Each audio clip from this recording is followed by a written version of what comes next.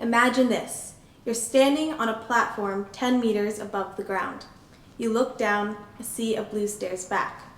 Adrenaline courses through your body as you lift your shaky, dominant foot from the sturdy base. Ever so slightly, your weight shifts forward and suddenly gravity is in control. You are now in free fall, dropping towards the jewel-toned pool. Your stomach stays behind as you accelerate away from the platform. Seconds feel like minutes, and just when you feel like you can fall no longer, a sharp pain shoots through your body as your bare feet make contact with the brick-like water.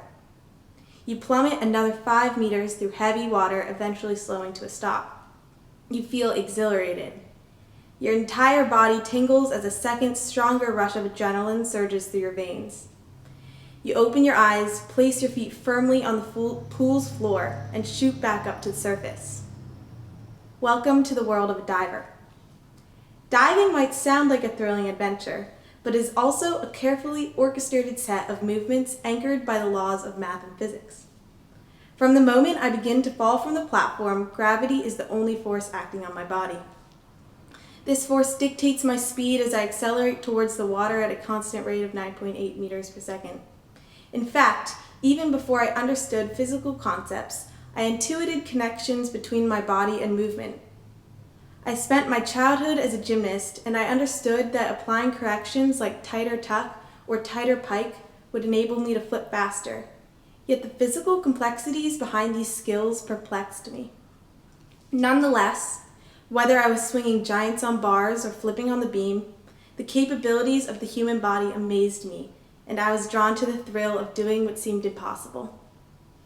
Now that I have taken physics classes, I recognize that corrections given in both gymnastics and diving are simply applications of fundamental physics laws and equations. Physical laws such as the conservation of angular momentum explain why flipping in tuck position is easier than flipping in pike. Compared to tuck, the rotational inertia of divers increases when flipping in pike, causing the angular velocity to decrease, explaining why fewer flips are performed in the same given amount of time.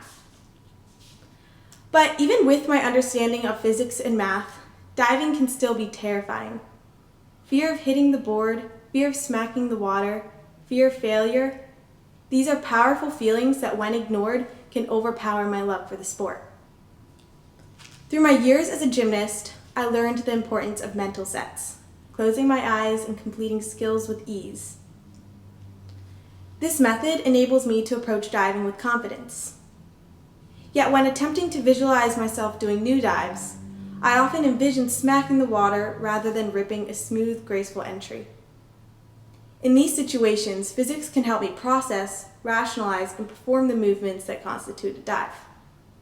But in all honesty, so much more goes into how I approach the sport, because performing in real life is vastly different than being perfect in my head. This applies to almost everything, including my journey into adulthood.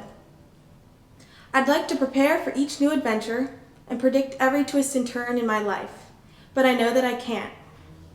I must take risks and be willing to smack the water.